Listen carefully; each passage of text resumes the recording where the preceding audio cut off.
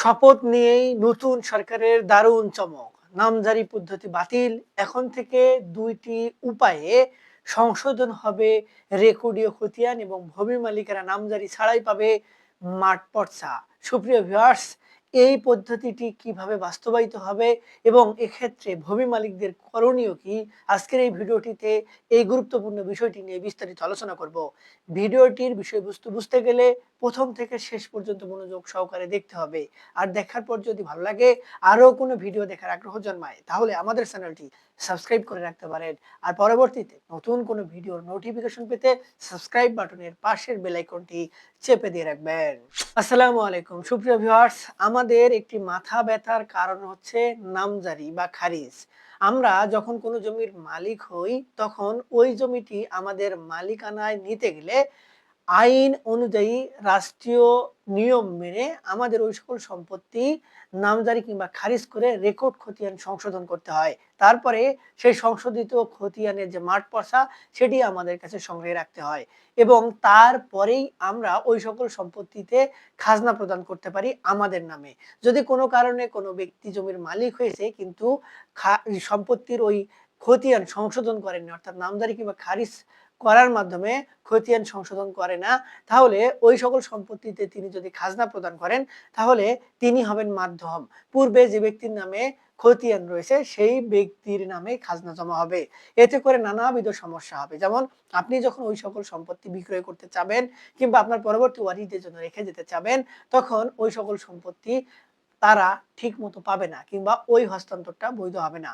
আপনাকে আগে আপনার নামে খারিজ করে কিংবা নামজারি করে খতিয়ান সংশোধন করতে হবে। তারপরে আপনাকে ওই সকল সম্পত্তি হস্তান্তর করতে হবে। কিন্তু এই বিষয়টি শুনতে যতটা সহজ, আমাদের দেশের সিস্টেম অনুযায়ী এই নামজারি কিংবা খারিজ প্রক্রিয়াটি কিন্তু অত্যন্ত জটিল। আমরা দেখে আসি যে আমাদের দেশে বর্তমানে অনলাইনে এই খারিজ কিংবা নামজারির আবেদন যেটি করা লাগে সেটি করতে হয়। তারপরে সেটি ডাউনলোড করে এনালগ পদ্ধতিতে অন্যান্য যে সকল প্রমাণ প্রয়োজন সেগুলো সহকারে ভূমি অফিসে জমা দিতে হয় এবং শুধু জমা দিলেই হয় না, আপনাকে ওই সকল বিষয় জমা দেওয়ার পরেও নির্দিষ্ট করে একটি ঘুষ প্রদান করতে হয় কিংবা উপঢৌকন কিংবা স্পিড মানি প্রদান করতে হয়। তবেই আপনার সঠিক সময়ে আপনার ওই সকল সম্পত্তির খারিজের যে ব্যাপারটি সেটি সম্পন্ন হয়ে আপনাকে মাঠ পর্চা সরবরাহ করা হয়। এখন এই প্রক্রিয়াটি যেহেতু জটিল এবং দুর্নীতিতে ভরপুর, সেজন্য আমাদের দেশের বর্তমান যে সরকার, তারা নির্বাচনের আগে ঘোষণা দিয়েছিল যে তারা এই দুর্নীতিকে বন্ধ করবেন, চিরতরে বিদায় করবেন। তারই একটি ধারাবাহিকতায় পূর্বের যে প্রক্রিয়াটি ছিল, অর্থাৎ খতিয়ান সংশোধন হবে অটোমেটিক প্রক্রিয়ায়, যে বিষয়টি বর্তমানে ২১টি উপজেলায় প্রক্রিয়া শেষ হয়ে সারা দেশে একযোগে বাস্তবায়নের জন্য অপেক্ষা করছে, সেটিকে অনুমোদন দেওয়া হয়েছে। অর্থাৎ আমাদের যে নামজারি প্রক্রিয়ার কথা বললাম, সেই প্রক্রিয়া না করে এখন থেকে যখন কোনো ব্যক্তি জমির মালিক হবেন এবং জমির একটি দলিল তৈরি করবেন এবং সেটি নিয়ে গিয়ে রেজিস্ট্রি অফিসে জমা প্রদান করবেন, সেই সময়ই ওই যে ব্যক্তি সম্পত্তি হস্তান্তর করছে দাতা, সেই ব্যক্তি সঠিক জমির মালিক কিনা, সঠিকভাবে সম্পত্তি ভোগদখল তার কাছে রয়েছিল কিনা এবং তিনি আইনগতভাবে বৈধ মালিক কিনা, এটি যেমন যাচাই করা প্রয়োজন, ঠিক তেমনি ওই সকল সম্পত্তির যে খাজনা খারিজ ঠিকমতো রয়েছে কিনা সেটিও যাচাই করা প্রয়োজন। এবং এই বিষয়গুলোর জন্য ভূমি অফিসকে নির্দেশনা প্রদান করবেন এই সাব রেজিস্ট্রি অফিস থেকে। ভূমি অফিস সেই বিষয়গুলো যাচাই বাছাই কিংবা তদারকি করে এই বিষয়টির সত্যতা কতটুকু রয়েছে, যে ব্যক্তি জমির হস্তান্তর করছে দাতা, সেই ব্যক্তি আসল মালিক কিনা এবং এই হস্তান্তরটা বৈধ হবে কিনা কিংবা করে দেওয়া যায় কিনা, এই মর্মে একটি সুপারিশ প্রদান করবেন। তারপরে সেই সুপারিশের ভিত্তিতে ওই সকল জমি দলিলগুলো রেজিস্ট্রি করে দেওয়া হবে এবং এরই সঙ্গে ওই জমির যে নতুন মালিক, তার নামে খতিয়ান সংশোধন করে দেওয়া হবে। এখানে এই যে অটোমেটিক প্রক্রিয়ায় খতিয়ান সংশোধন হওয়ার যে যৌক্তিকতা, সেটি হচ্ছে যেহেতু ভূমি মালিকানাটি যাচাই বাছাই করে দেওয়া হচ্ছে, সেই ক্ষেত্রে নতুন করে নামজারির আবেদন করে তারপরে সেটি যাচাই বাছাই করার কিন্তু কোনো প্রয়োজন নেই। তাই দলিলটি রেজিস্ট্রেশন হওয়ার সঙ্গে সঙ্গে অটোমেটিক প্রক্রিয়ায় ভূমি অফিস থেকে এই নতুন যে ব্যক্তি মালিক হলেন জমির, তার নামে খতিয়ান সংশোধন হয়ে যাবে এবং তিনি যেদিন ওই সকল দলিলের সার্টিফাইড কপি হাতে পাবেন কিংবা নকল হাতে পাবেন, সেদিনই সঙ্গে সঙ্গে তিনি মাঠ পর্চার কাগজও পাবেন এবং তার যে খাজনা প্রদানের সার্ভার এবং তার খাজনা প্রদানের যে হোল্ডিং নাম্বার সেটিও তিনি পাবেন। অর্থাৎ একসঙ্গে ৩টি সেবা পাবেন এবং এতে করে যে খতিয়ান সংশোধন করার যে প্রক্রিয়া, নামজারি প্রক্রিয়া কিংবা খারিজ প্রক্রিয়া, এই প্রক্রিয়াগুলোর মাধ্যমে যে নামজারি করা হতো কিংবা খতিয়ান সংশোধন করা হতো, এই প্রক্রিয়াগুলোর আর কিন্তু প্রয়োজন হচ্ছে না। তাই এই প্রক্রিয়াগুলো কিন্তু অটোমেটিক্যালি বাতিল হয়ে যাচ্ছে এবং ভূমি মালিকেরা চিরতরে তাদের এই নামজারি খতিয়ান সংশোধনের যে ভোগান্তি সেটির থেকে কিন্তু মুক্তি পাচ্ছেন। সুপ্রিয় ভিউয়ার্স, এখন প্রশ্ন থাকে যারা এখনো খাজনা কিংবা খারিজ করেন নাই অর্থাৎ নামজারি করেন নাই কিন্তু জমির ভোগ দখলে রয়েছেন, তাদের কি হবে? তারা তো আর দলিল নতুন করে আবার রেজিস্ট্রি করবে না। সেক্ষেত্রে তাদের করণীয় কি?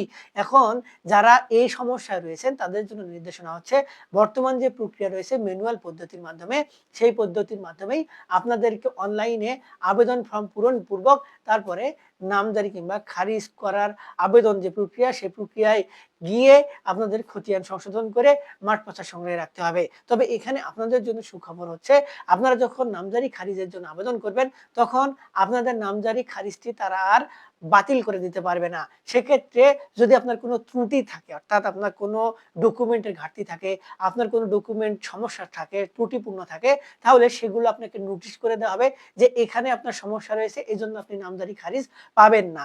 এখন আপনি যদি সেই সমস্যাগুলো সমাধান করে দিতে পারেন অর্থাৎ আপনি যদি সেই সমস্যাগুলো সমাধান করে পুনরায় ভূমি অফিসে জমা প্রদান করতে পারেন, তাহলে কিন্তু আপনার নামে ওই খারিজ কিংবা নামজারির আবেদনটি বৈধ হবে এবং আপনারা কিন্তু সংশোধিত খতিয়ান সংগ্রহ করতে পারবেন এবং ভূমি অফিস কিন্তু সেটি দিতে বাধ্য থাকবে।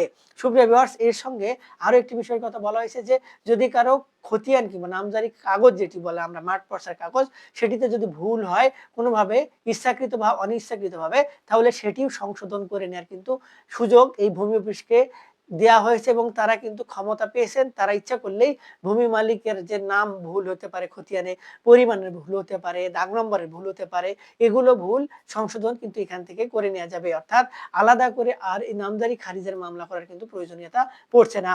সুপ্রিয় ভিউয়ার্স, এত সকল সুযোগ সুবিধা কিন্তু এখন একসঙ্গে বাস্তবায়ন করার জন্য নির্দেশনা প্রদান করা হয়েছে এবং ভূমি মালিকেরা এখন থেকে এই সহজ প্রক্রিয়াগুলোর মাধ্যমেই তাদের এই নামজারি খারিজ সংক্রান্ত যে সমস্যা সেগুলোর সমাধান পেয়ে যাবেন এবং তারা আর নতুন করে এই ভোগান্তির মধ্যে পড়বেন না, তাদের আর ঘুষ প্রদান করার কোনো অবকাশ থাকবে না। তবে আমাদের দেশে যেহেতু সকল বিষয়ই নতুন করে বৈজ্ঞানিক কায়দায় নতুন রূপে তৈরি হয়, তাই এই বিষয়টি বাস্তবায়নের সঙ্গে সঙ্গে নতুন করে কোন প্রক্রিয়ায় আবার দুর্নীতি কিংবা হয়রানির ব্যবস্থা তৈরি হয় সেটি এখন দেখার বিষয়। তবে আশা করা যাচ্ছে যেহেতু সচেতনতার যুগ চলে এসেছে, মানুষ সচেতন, প্রতিবাদ করতে শিখে গেছে, সেহেতু এখন কিন্তু আর এই সমস্যাগুলো হওয়ার কথা না।